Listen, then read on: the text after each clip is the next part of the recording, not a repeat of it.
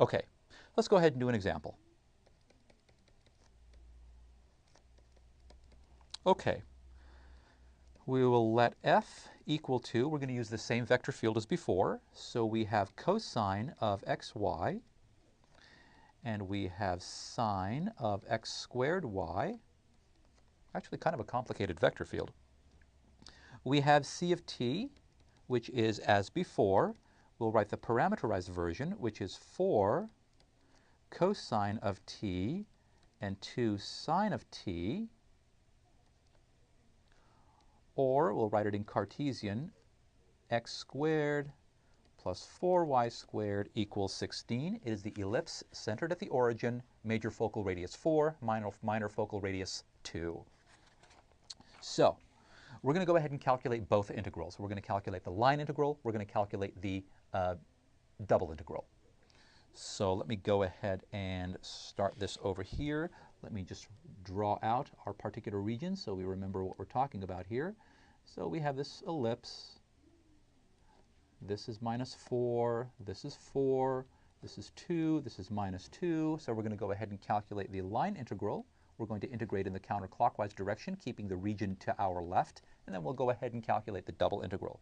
Okay, so we want to do our first one. So we want to calculate the integral over the boundary of f of c dotted with n dt.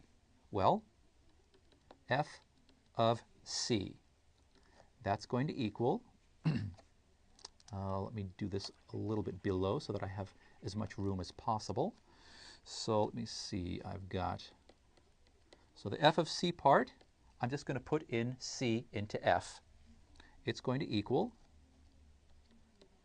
cosine of 8 cosine t sine t, and I'm going to get sine of 32 cosine squared t sine t. And again, I hope that you will confirm this for me, and if I make a mistake, shouldn't be a problem. Just make sure, go with what you think it is, if in fact I've made a mistake, and just put it into your math software and you'll get the particular answer. Okay, well, we need c prime of t, right? F of c, we need c prime of t so that we can form n and then take the dot product. So c prime of t, that's equal to minus 4 sine t and 2 cosine t, right? So now we form n. Well, n of t, we switch these two and we negate the second.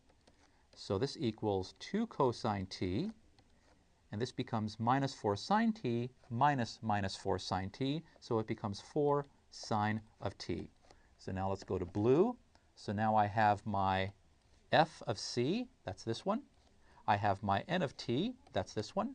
Now I take the dot product of those two. So f of c, that's it, that's all I'm doing. Just plugging things in. F of c dot n is equal to, it's a little long, 2 cosine t cosine of 8 cosine t sine t, excuse me, plus 4 sine of t times the sine of 32 cosine squared t sine of t. So it's a little long. I don't want to keep writing this, so I'm just going to refer to this as z. Therefore, the integral around the closed curve of f of c dot n dt, in other words, the flux of this vector field across this closed curve, is going to equal the integral from 0 to 2 pi of this z dt. When I put it into my math software, I get the number 0.5466. There we go. It's just a number. It's a negative number. Negative flux means that the vector field is actually not moving away from, it's not moving across the curve outward, it's moving inward. In other words, it's this way. The vector field is actually contracting, going, fluid is flowing into the region. Fluid is not flowing out of the region. That's what this is telling me for this particular vector field. If this particular vector field happened to represent fluid flow across this ellipse. Okay, so now let's go ahead and do the double integral just to make sure that you do actually end up getting the same number and that Green's theorem is correct. It is, but it's good practice, you know, because we need to actually solve the double integral. So now the double integral. So now the double integral. And I really like this blue ink. It's nice. The double integral. Okay, so we want to solve a divergence of f dy dx. Okay, well, we calculated the divergence of f. So let's just recall what that was. And if we don't recall, let's just go ahead and do it again. We have our vector field. It's minus y times the sine of xy plus x squared times the cosine of x squared y. Okay, so now let's go ahead and put it in. So the double integral over a of the divergence of f dy dx. All right, now our x is going from -4 to +4. -4 to +4.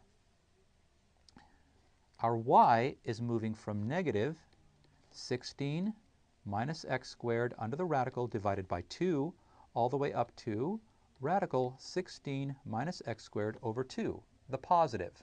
It's the lower, that's the upper. That's what y is doing. Our divergence is minus y times the sine of xy plus x squared times the cosine of x squared y dy dx. When I go ahead and put this into my math software, guess what number I get? 0.5466. Negative 0.5466. So this confirms that the flux integral is equal to the divergence integral. It confirms the fact that this particular vector field is actually, it has a negative divergence. It's contracting. Fluid is flowing. There's a net flow. This is a net. Remember, we're integrating.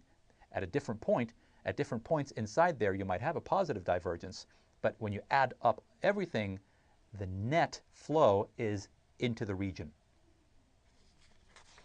Okay, so let's go ahead and write this out. So since negative 0.5466 is negative, this means that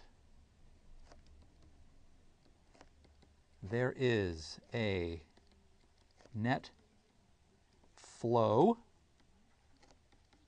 of the vector field into the region. Into the region.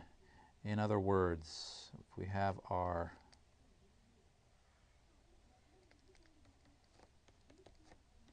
the vector field as a whole is contracting. Okay, now in the previous lesson, we found that the curl of this particular vector field, the curl of f, was equal to 0. So this particular vector field is contracting into the region, but it's not rotating left or right. This is really, really powerful that we can make this kind of a statement about a vector field given a particular closed region. Really, really extraordinary.